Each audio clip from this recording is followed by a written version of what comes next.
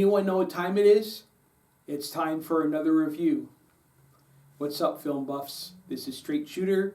I'm here at Team Sound Studios once again, and this is a new segment of How I See It. Today, it's another Red Band spoiler review, and I'm covering Zombieland Double Tap, otherwise known as Zombieland 2. So, the first Zombieland was about 10 years ago. It's pretty much, I don't know if you could say it's a cult classic because it was pretty successful. But it is a classic zombie horror comedy movie. And you have the same four people, Jesse Eisenberg, Woody Harrelson, Emma Stone, and Abigail Breslin. There are more actors in it, like Rosario Dawson, Luke Wilson, Bill Murray. He does a little cameo at the end credits, which is really cool to see. And there's a lot of other guest spots. Let's go into the plot a little bit. So in the movie, the four main characters are settled as far as they're living together and they have become a family. Jesse Eisenberg is still with Emma Stone's character. Woody Harrelson is still the overbearing father figure. And Abigail Breslin, who plays Little Rock, she's the little sister. But she's grown up. Now she wants to venture out and get out of the little box that they're in of just the four of them. So she ends up meeting someone on the road and takes off with him. The rest of them are looking for her, and they catch up with her, and she's in like a hippie commune, and then a horde of zombies comes for the town where they think they're safe and they have to fight them off. They run into characters along the way, like Rosario Dawson, who ironically was in the other movie that I just reviewed, Jane Silent Bob Reboot, but she plays Nevada, who is a badass zombie killer in her own right. Her character and Woody Harrelson's character have a romantic involvement. And then there's some strife between Jesse Eisenberg and Emma Stone. She takes Little Rock and takes off, and they say they're leaving, but Little Rock ends up leaving her. So they catch up to her, and they're all looking for Little Rock and stuff like that. The movie's really good. The first one was really funny and awesome. It had a lot of good action in it. Second one is more of the same. It's very easy to make a sequel to a movie and say, well, we don't really need to make it as good as the first one because there's no making it as good as the first one. So we'll just make it as good as it can be. But the filmmakers didn't settle for that.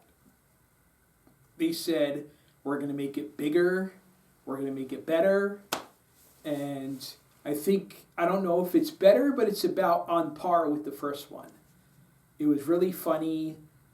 There are a lot of really cool scenes in the movie, and there are a lot of really cool action scenes. Like there's this one scene where a bunch of zombies catch up with the group when they're in Graceland, where Nevada is, and there's some really cool zombie kill action going on. There's a new group of zombies that have evolved. There's the homers, which are dumb and they don't move very well and blah, blah, blah. But then there's the Terminators. And they're the zombies that are hard to kill. Like you can shoot them and they just keep coming.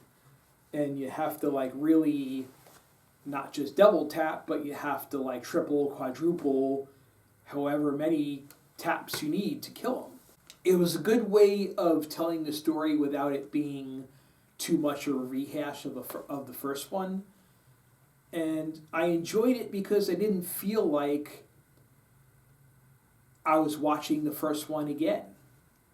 I was watching a new movie. I was experiencing what I was experiencing when I was watching the first movie, only I was watching the second movie. The opening scene. In the first movie, it was Metallica, For Whom the Bell Tolls. It showed a lot of zombies killing people and stuff like that. In the second movie, it opened with the group just firing a bunch of semi-automatic weapons at zombies, and Master of Puppets was playing.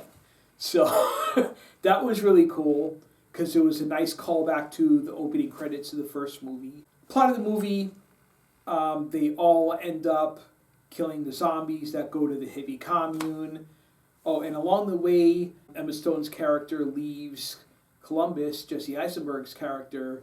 He ends up hooking up with a dumb blonde, and there is some jealousy there. She's with them, and they catch up with Emma Stone in Little Rock, and there's a lot of really cool, like, back and forth little jabs, and there's a lot of funny dialogue from Madison, who's the blonde that's with them now. Yeah, the movie was just really funny. It was fun.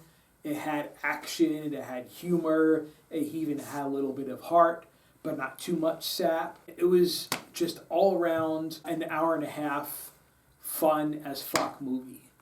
And I'm definitely 100% getting this when it comes out on 4K. And it's going right next to my Zombieland 4K, which I recently just picked up. Okay, Shaun of the Dead is another classic, like, comedy horror. But Shaun of the Dead is a little bit more on the horror. Zombieland is more comedy. Especially Zombieland 2. Because there was more horror in the first Zombieland than there was in the second Zombieland. But that's mainly because there's more people.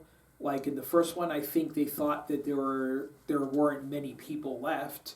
But in the second one, you find out, well, there's more people than you thought. I think in the end, I think they just did the movie really well. They capitalized on what they already built, and then they kept building. They did more, and it all worked. It just clicked. And they didn't lose sight of what the characters were in the first movie. They kept those visions of those characters. You know, even Jesse Eisenberg, who's done, you know, he's definitely done a lot of stuff since the first Zombieland. But it's like he didn't miss a step. It's the same character all over again. Same thing with Emma Stone. Ever since Zombieland, Emma Stone's like a household name now. But, you know, she embodied her character all over again, and it didn't feel like any time had passed since the last Zombieland. Woody Harrelson, same thing. Abigail Breslin, you know, she's grown up a bit since Zombieland. She was a teenager. Still, you could tell that she had a lot of the same sensibilities that Little Rock did in the first movie. So, you know, hats off to the director, the actors, all the people that wrote the script, that came up with the ideas for the movie. It's very rare that a sequel can look as good and maybe arguably better than the first movie, but they did a really good job with this one. I'm going to give the movie a solid A. That's how I see it. Definitely go see it if you like the first Zombieland. If you haven't seen the first Zombieland and you like zombie movies, comedies, and horror all mixed up in one bowl, I definitely recommend checking it out and then checking out the new one. So that's my second review of the day, and I'm going to go home. I'm going to start editing. Again, like, subscribe, comment, share, do all that stuff, and I'll see you on the flip side. Later, guys. The woman that